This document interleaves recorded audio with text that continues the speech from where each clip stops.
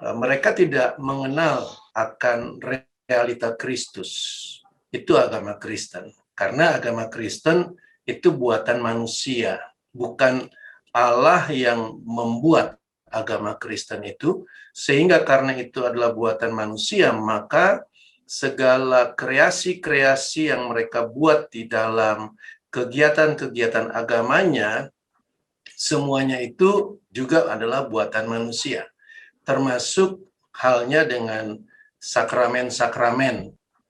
Jadi ada perbedaan sekali antara sakramen dalam agama-agama dan semua bentuk-bentuk ritus yang ada di dalam hukum Taurat itu. Berbeda sekali ya. Itu sebabnya Allah sangat mengkritisi melalui nabi-nabinya ketika orang-orang Israel mempersembahkan korban, ketika orang-orang Israel memberikan persepuluhan, ketika orang-orang Israel melakukan tertulis di dalam hukum Taurat itu tanpa mengerti makna dan maksud daripada apa yang tertulis itu.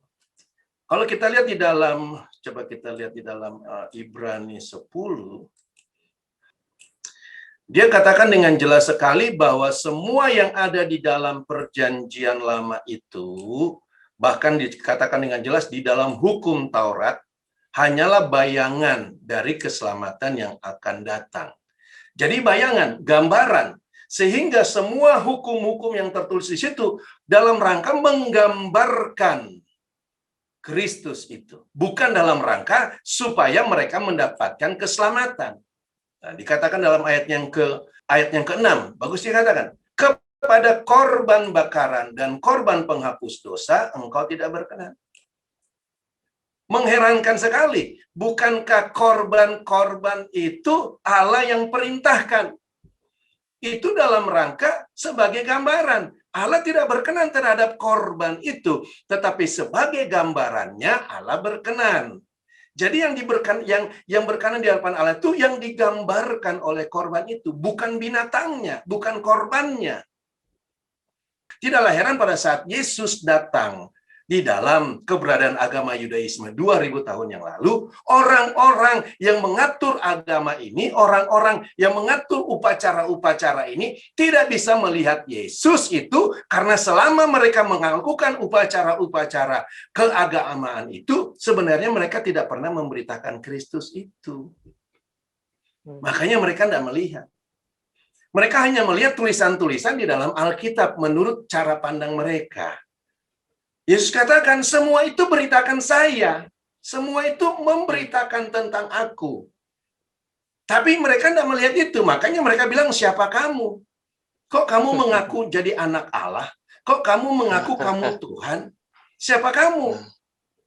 Kan aneh ya. Mereka melakukan upacara-upacara untuk sebenarnya tujuannya ketika Musa terima itu untuk beritakan Yesus, untuk beritakan Mesias.